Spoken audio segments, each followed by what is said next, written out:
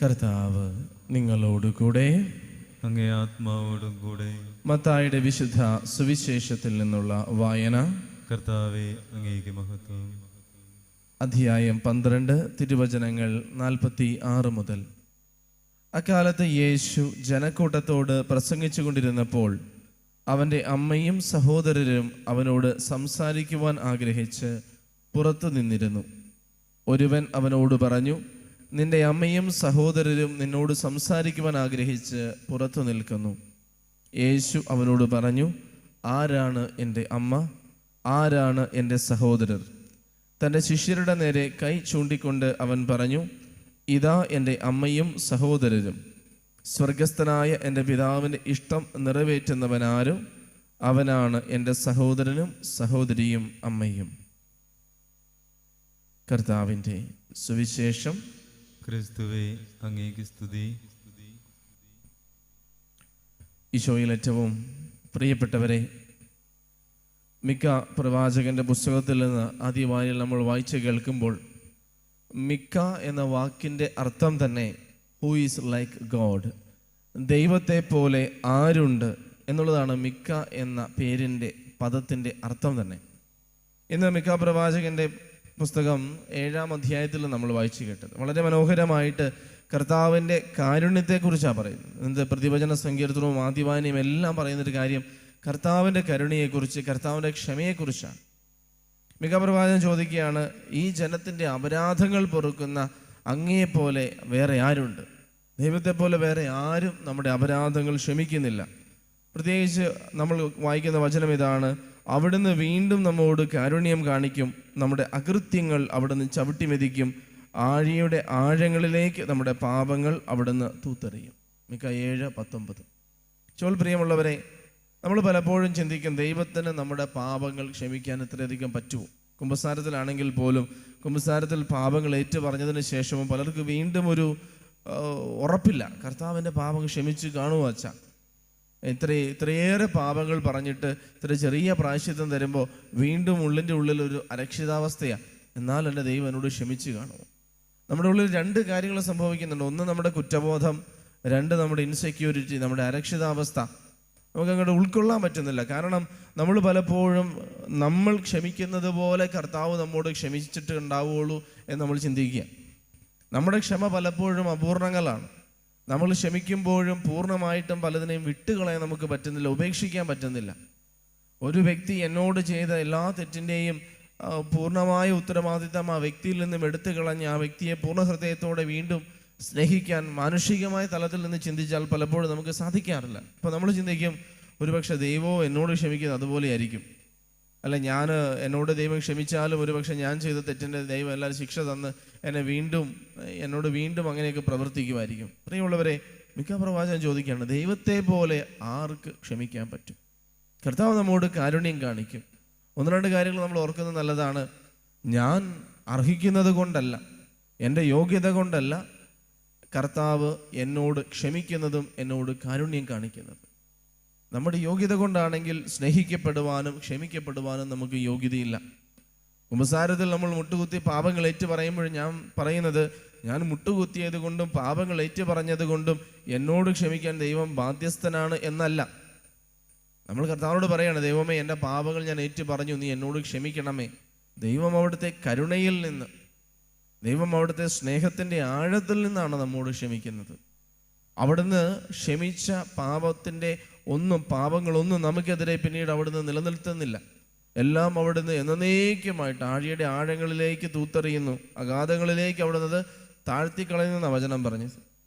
ഏശയ്യാ 44 നമ്മൾ വായിക്കുന്നുണ്ട്, 22-ാം തിരുവചനത്തിൽ, കർമേഘം പോലെ മൂടൽമഞ്ഞ് പോലെ അത് മായ്ച്ചു കളയും. അതുകൊണ്ട് പ്രിയമുള്ളവരെ, കർത്താവിൻ്റെ തിരുസന്നിധിയിൽ അവിടുത്തോട് ക്ഷമയ്ക്ക് വേണ്ടി പ്രാർത്ഥിച്ച് പാപങ്ങൾ ഏറ്റുപറഞ്ഞ് ദൈവത്തിൻ്റെ ക്ഷമ സ്വീകരിച്ച ഒരു വ്യക്തിയും അറിയണം, മനുഷ്യൻ ക്ഷമിച്ചതുപോലെയല്ല, എന്നേക്കുമായിട്ട് എൻ്റെ പാപങ്ങൾ അവിടുത്തെ സന്നിധിയിൽ നിന്ന് അവിടുന്ന് മായ്ച്ചു കളഞ്ഞു. അർഹിക്കാത്തൊരു സ്നേഹം എനിക്ക് തന്ന് അർഹിക്കാത്ത ഒരു ജീവിതത്തിൻ്റെ ഒരു ലെവലിലേക്ക് ദൈവനെ ഉയർത്തുവാണ്. കാരണം അവിടുന്ന് കാരുണ്യവാനാണ്. ആ കരുണയിൽ ആശ്രയിക്കുവാനാണ് പ്രവാചകൻ നമ്മോട് ആവശ്യപ്പെടുന്നത്. ഒരിക്കലും ദൈവത്തെക്കുറിച്ച് ഒരു സംശയം ഉണ്ടാകാൻ ഇടയാകരുത്. എൻ്റെ ദൈവം ഇതൊക്കെ ഓർത്ത് വെച്ച് എന്നോട് പ്രതികാരം ചെയ്യുമോ? അങ്ങനെയല്ല ദൈവം പ്രവർത്തിക്കുന്നത്.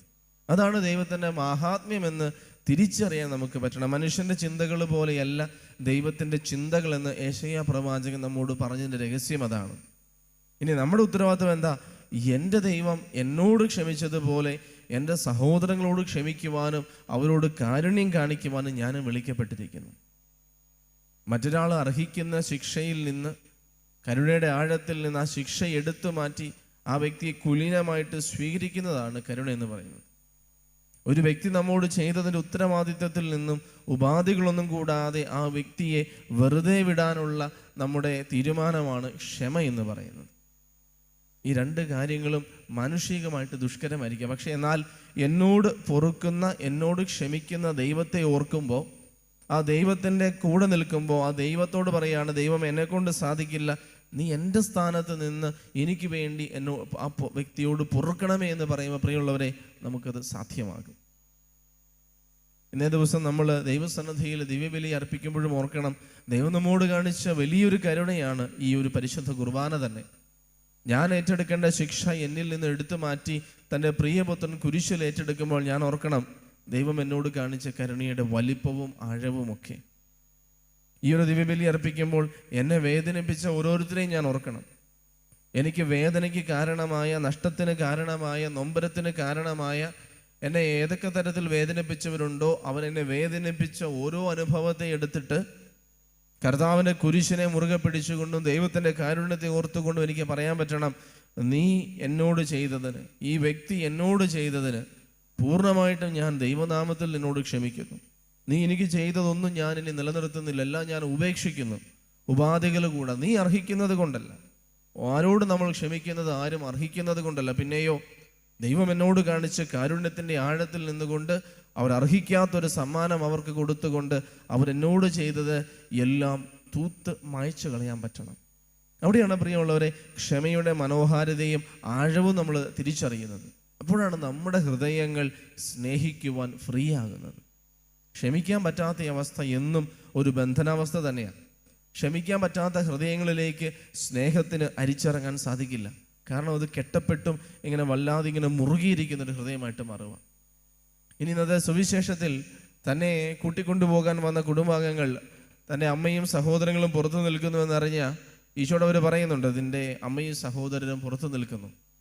സാധാരണയായിട്ട് എപ്പോഴും നിങ്ങൾ കേട്ടിട്ടുള്ളതായിരിക്കാം, എങ്കിലും പലപ്പോഴും പറയുന്നൊരു കാര്യം, ഈ ഒരു വചനം ഉദ്ധരിച്ചുകൊണ്ട് പറയും, ഈശോയ്ക്ക് പരിശുദ്ധ അമ്മയിൽ മറ്റ് മക്കളുണ്ടായിരുന്നു, ഈശോയ്ക്ക് സഹോദരങ്ങളുണ്ടായിരുന്നു. എന്നാൽ കസിൻസ് എന്ന് പറയാൻ തക്ക ഒരു പദപ്രയോഗം ഹെബ്രായ ഭാഷയിലോ അരമായ ഭാഷയിലോ ഇല്ലാത്തത് കൊണ്ട് ആത്മീയ സഹോദരങ്ങളെയും ചാർച്ചക്കാരെയും തങ്ങളുടെ റിലേറ്റീവ്സിനെയും എല്ലാം സഹോദരങ്ങൾ എന്നൊരൊറ്റ പദത്തിൽ അഭിസംബോധന ചെയ്തിരുന്നത്. അതുകൊണ്ട് വചനം ഇക്കാര്യം നമ്മളോട് വ്യക്തമായിട്ട് പറയുന്നുണ്ട്, ഇത് കർത്താവിനെ പരിശുദ്ധ അമ്മയിലുണ്ടായ സഹോദരങ്ങളല്ല, പിന്നെയോ തൻ്റെ ബന്ധുമിത്രാദികളായിട്ടുള്ള തൻ്റെ കുടുംബാംഗങ്ങളെ ഉദ്ദേശിക്കുന്നത്. ഇനി കർത്താവ് പറയുന്നൊരു കാര്യം ഇതാണ്, ആരാണ് എൻ്റെ അമ്മ, ആരാണ് എൻ്റെ സഹോദരർ?